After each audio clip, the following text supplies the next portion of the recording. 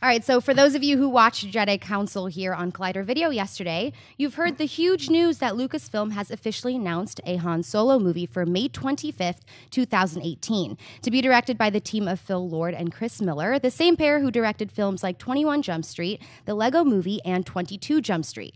Lucasfilm also announced that the film will be written by Empire Strikes Back, Return of the Jedi, and The Force Awakens scribe Lawrence Kasdan and his son Jon Kasdan.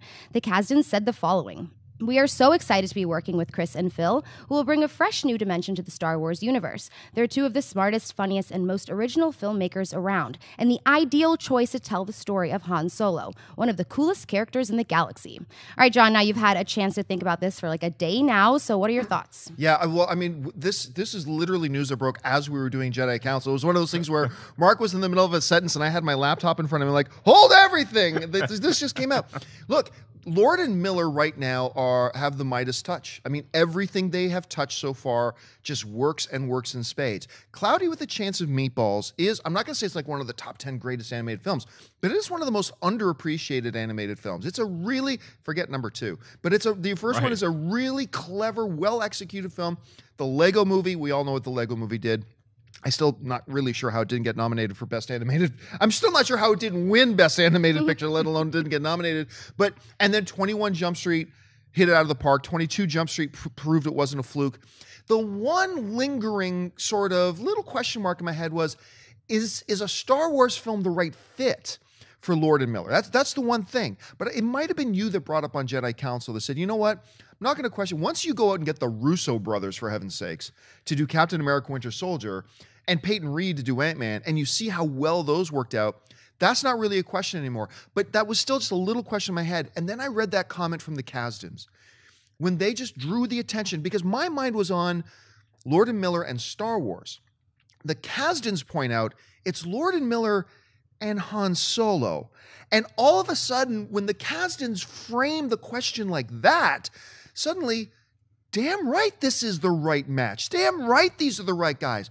The half suave, half scoundrel, half funny, half deadly, I mean, when you get that type of a character, and then you think about pairing the combo of Lord and Miller with a character like Han Solo, suddenly now the light went off in my head. I'm like, no, I thought it was a good idea yesterday. Today, I think it's a brilliant move, and I'm suddenly the guy who hates prequels, who hates going backwards in storytelling. All of a sudden, now I'm like, damn, I'm really looking forward to this movie. Anyway, Christian, you've thought about it for like, Mark, you've thought about it for like 24 hours now. You knew the slip would happen. It was just Christian a matter who was of on when. the show with us yesterday. You've sat with it for 24 hours yesterday. Since yesterday, what do you think? Well, one of our Collider fans wrote into us earlier this week on Movie Talk and was like, hey, how come comedies don't get nominated for Best Picture, comedians don't get nominated? That is going to be an ongoing problem with the Oscars, but the movie universe, Hollywood, has recognized that people that come from comedic backgrounds can do anything else, like the Russo brothers and like Miller and Lord, because what are you great at when you are a comedy writer? You know how to inject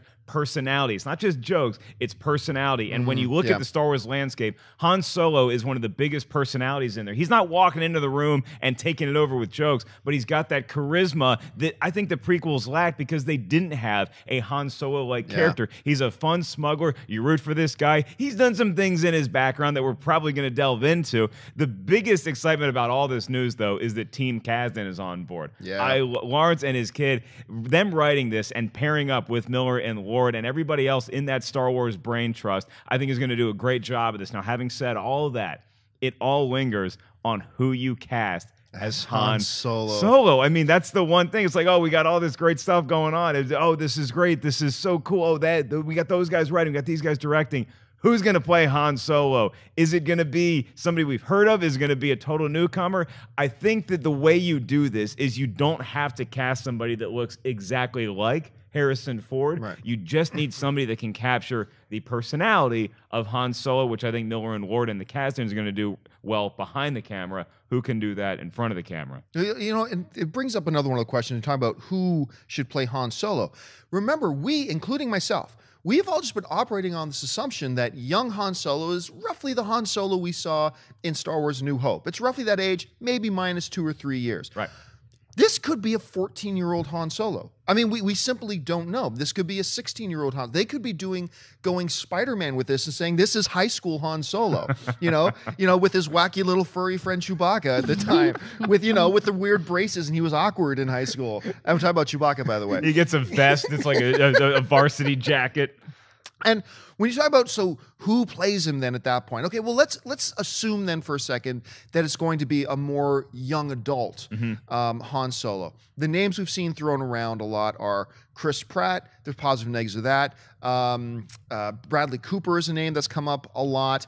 But you raise a really interesting point when you talk about, is it really important that he looks like Harrison Ford? Look, the problem is, Han Solo and Harrison Ford as Han Solo are so iconic that it doesn't matter who you could get almost a perfect dead ringer. And we've been watching some guys on YouTube's who do a pretty damn good Han Solo. Gruber is the guy that always pops in my head. He does a great Harrison Ford impression, and he played young Harrison Ford in Age of Adeline. Now, Age of Adeline isn't quite the fan further that Star Wars gets, but he's still, I mean, he looks exactly like Harrison Ford. He talks like him, but I'm not sure yet that he has that charisma. Yeah, I see. And like I said, Harrison Ford as Han Solo is so iconic that you could even get that guy, and to the audience, it's still instantly obvious that's not Harrison Ford.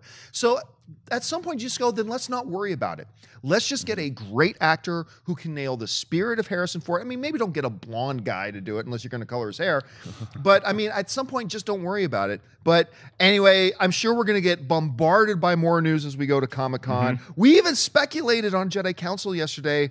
What if they walk the new Han Solo out on stage? I think they might. I think they might walk the old Han Solo out on stage as well at Comic-Con. I think that you're going to get some big Harrison Ford news, and we're not sure if this was supposed to break when it did, or if maybe they were panicking that it was going to get leaked, and so they rushed it out ahead of time because they wanted to announce it at Comic-Con. So there's going to be the Force Awakens panel, or the Star Wars panel, happens Friday afternoon. You're going to hear a lot about this. That's what everybody, as far as audience, is going to be buzzing about in that hall. So you think it's probably going to be addressed in some capacity. Remember a couple years ago when they announced J.J. Abrams' first Star Trek movie, and they walked out on stage, Leonard Nimoy and Zach's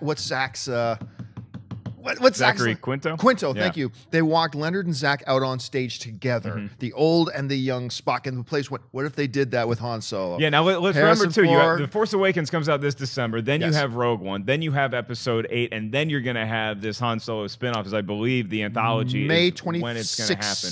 In 2018. 2018, yes, yeah. 2018. So we got some time to cast this guy, but what a fastball that would be.